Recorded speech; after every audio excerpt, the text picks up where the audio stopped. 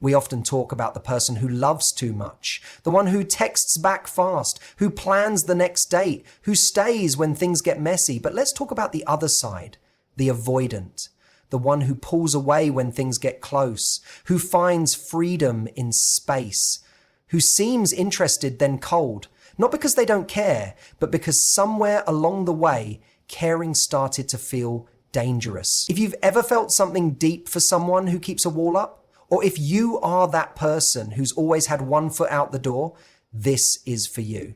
Because contrary to what it looks like on the outside, avoidants don't lack emotion. They feel intensely.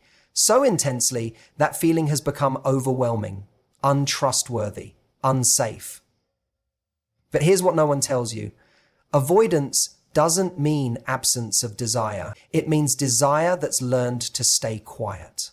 And that's where the spark comes in. Not the spark of instant chemistry, not the fire of passion, but a quiet spark. It's the moment someone makes you feel seen without chasing you. It's when someone respects your space, but stays emotionally present. It's the quiet confidence of someone who doesn't need you, but values you, who says, I see you, I'm not here to fix you, I'm just here. That quiet spark is the one thing that reaches through the fog of fear. Not pressure, not performance, just presence. You don't chase an avoidant into love. You invite them. You offer patience without turning into a doormat. You show affection without pushing for return. You stay consistent, not because you're waiting, but because you've already chosen how you want to show up. And if you're the avoidant, maybe you're not cold. Maybe you're just tired of being misunderstood. Maybe you've convinced yourself you're better off alone, but deep down, you crave connection that feels safe, real, honest. The truth? Love doesn't have to feel like a trap. It can feel like air, like freedom, like stillness in someone else's arms. But it starts with that one quiet spark. Let it in. When we think of someone who's emotionally unavailable or avoidant, the common assumption is that they don't care that they're cold, detached, maybe even selfish. But that's a misread. The truth is, avoidants often feel things with an intensity most people don't see because they've become masters at hiding it. They don't avoid relationships because they feel too little. They avoid them because they feel too much and don't know how to manage it. Imagine growing up in a space where vulnerability was met with criticism, distance, or rejection, where expressing your needs didn't bring comfort.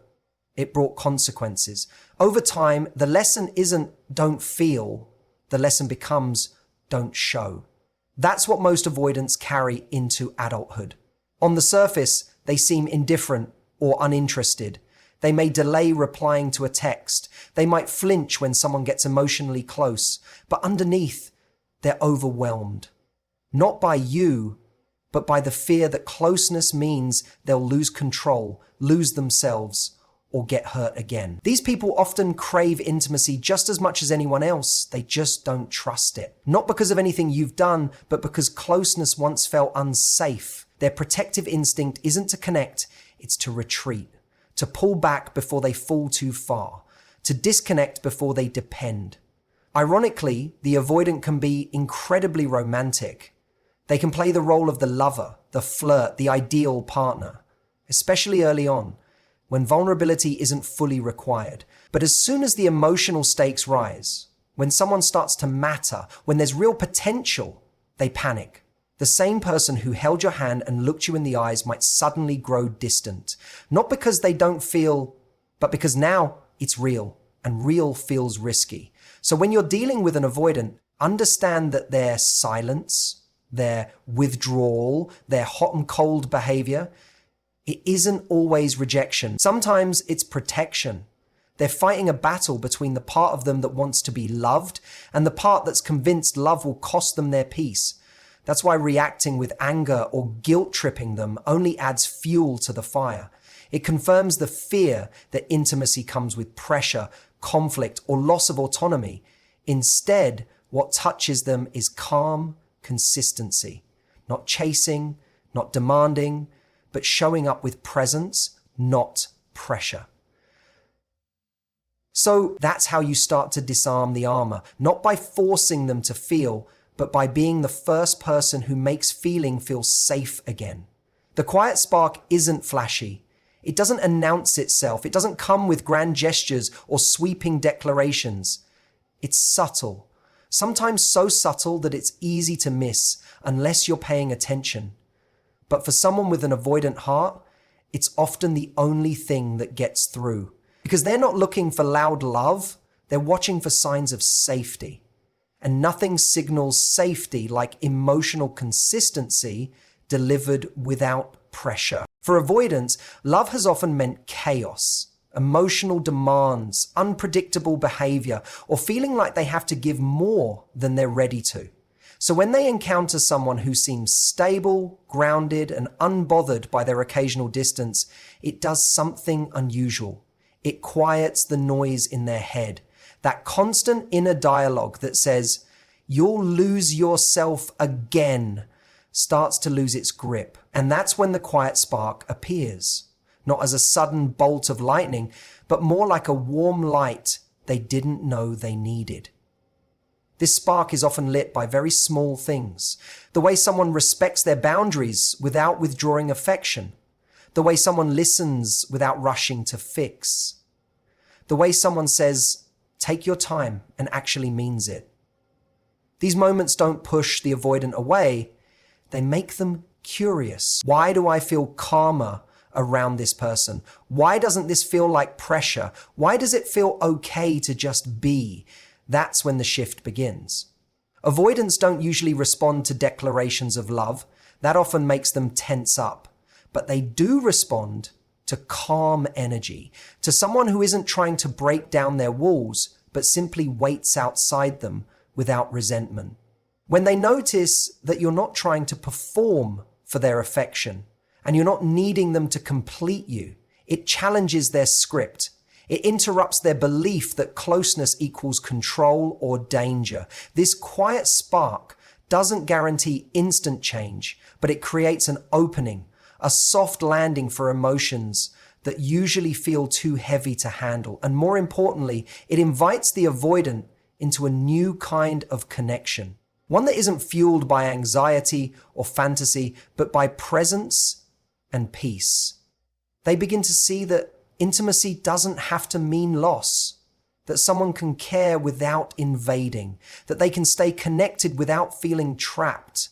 And that's when their heart, long guarded and hesitant, starts to inch forward, not because it's been pushed, but because it finally sees a space where it's safe to move. There's a powerful difference between chasing connection and inviting it. One is rooted in fear, the fear of losing someone, of not being enough, of being left behind. The other is grounded in confidence and self-worth. It's not about proving anything. It's about creating space where someone else can come toward you in their own time, in their own way. And for someone with an avoidant heart, that distinction changes everything. Chasing often looks like trying to fix, explain, or overperform. It's texting again when they don't respond. It's trying to reassure them with big statements, promises, or demands for clarity. But to the avoidant, that energy, no matter how well-intentioned, feels like pressure. It activates a need to retreat, to regain control, to preserve their sense of autonomy. They're not rejecting the person, but they're rejecting the intensity. Even if their heart is drawn to you, the chase makes it feel like too much, too soon. An invitation, on the other hand, feels entirely different. It communicates, "You're welcome here, but I'm not depending on you to validate me." It shows that your interest is real, but your self-worth doesn't hang in the balance. This kind of presence is magnetic. It creates a sense of emotional safety because it doesn't demand anything. It simply offers. When you invite someone into connection, you allow room for silence. You're okay with slow progress. You're not waiting with anxiety. You're living with intention. You have boundaries, not ultimatums. You share, not to get a response, but because it's how you show up in the world. And in doing that, you create something very rare: emotional space without emotional distance. Avoidants may not always articulate it, but they notice the difference. They feel when someone is attached to an outcome versus when someone is simply grounded in their own value. They pull away less when there's no tug. They begin to approach not because they're being pulled closer, but because the invitation feels like something they can trust. This is why inviting, not chasing, is such a powerful shift. It says, I'm here, I'm open, and I respect your pace. It puts the ball in their court without playing games. It lets love be chosen, not coerced. And that's the kind of connection that makes avoidance pause, reflect, and when they're ready, step forward. Not out of obligation, but out of something much more meaningful, their own quiet willingness. Patience is often misunderstood in relationships. People think it means waiting endlessly, tolerating poor treatment, or hiding their needs just to keep the peace. But real patience, especially when it comes to someone with an avoidant attachment style, is something far more powerful. It's not about sacrificing your own boundaries. It's about honoring both your needs and theirs at the same time. It's about creating emotional space without collapsing into passivity. Someone who leans avoidant tends to feel suffocated when closeness is accompanied by urgency or emotional demand. The closer they get to someone, the more they fear losing their independence, their sense of self. So when a partner pushes for immediate answers or emotional access, even with good intentions, it reinforces their fear that connection means pressure. But when they meet someone who can be patient, without disappearing, without guilt tripping, they experience something rare, connection without control. This kind of patience doesn't look like silence or withdrawal. It looks like consistent communication that doesn't escalate. It looks like being honest about how you feel without expecting them to instantly reciprocate. It's saying, I care about you and I'm here while still respecting your own limits. It's a steady hand, not gripping too tightly, but not letting go entirely. What many people miss is that patience without boundaries becomes self-abandonment, and boundaries without patience can feel like punishment. The real magic is in the blend of the two. You can say, I'm willing to go slow while also saying, but I won't ignore my own emotional needs forever. That balance is what earns trust. It says, I see you, I respect your process, but I also value myself enough to not lose me in the wait.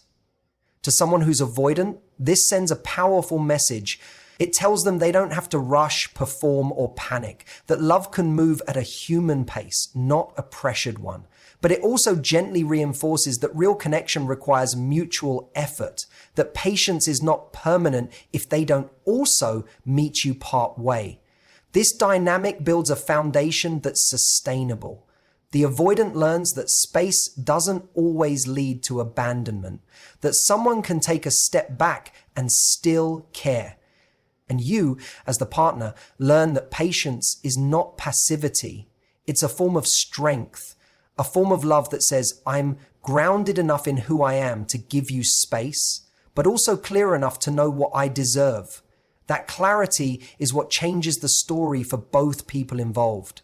We've been taught to chase love that's loud, big gestures, passionate declarations, constant communication, fireworks in every moment. That kind of love is easy to notice, easy to romanticize. But for someone with an avoidant heart, that kind of love can be overwhelming. It demands attention, reaction, and intensity that feels unsafe. And yet, there's another kind of love, one that doesn't roar, but whispers. It doesn't demand a performance, but offers presence. It's quiet, and that quiet is exactly what begins to feel life-changing.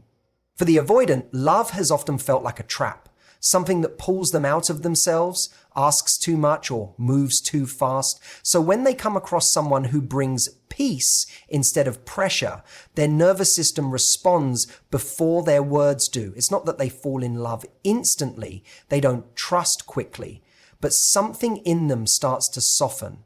The walls they've kept up so tightly don't collapse, but they start to loosen. Quiet love doesn't mean inactive love. It means love that doesn't need to be loud to be secure. It shows up in small, consistent ways, A text that says, no rush to respond, just thinking of you. A moment of eye contact that doesn't seek anything, just connection. The choice to stay present when someone else is pulling away, not to chase, but to remain steady. These little moments accumulate. They build a feeling of safety, of being understood, without the need for constant reassurance. What this kind of love teaches is that intimacy doesn't have to be intense to be real. In fact, the deepest bonds are often the ones that grow slowly, quietly, with care. It's a steady hand on the shoulder rather than a whirlwind romance. And while it may not create sparks that fly across the sky, it creates roots, deep, grounding ones. Avoidants tend to equate love with loss of freedom, but quiet love feels like air. It doesn't trap, it allows space. It doesn't invade, it includes. Over time, that kind of connection rewires what love even means. It transforms the belief that relationships always mean giving up your peace. Instead, it shows that the right kind of connection can be your peace. And as that realization sinks in, something rare happens. The avoidant stops running, not because they've been caught, but because they finally feel safe standing still. And all of that begins not with noise, but with a quiet spark that says, you're free to stay. And so if there's one thing I hope you take with you tonight, it's this: love doesn't have to be loud to change your life. For the avoidant heart, the one that's learned to retreat, the one that's guarded not because it doesn't feel, but because it feels so deeply, the path back to connection isn't paved with pressure, grand gestures, or demands. It begins with a quiet spark, a moment of safety, a space where they're invited, not chased, a connection that whispers, you are free to come closer, if and when you're ready.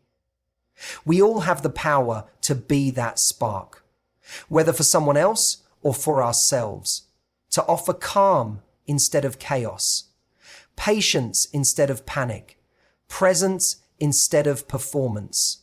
That's the kind of love that heals. That's the kind of love that lasts. Thank you for sharing this space with me, for listening with an open heart, and for being willing to see connection through a gentler lens. I hope these words stay with you and that you become or find that quiet spark that makes all the difference. Take care and thank you so much.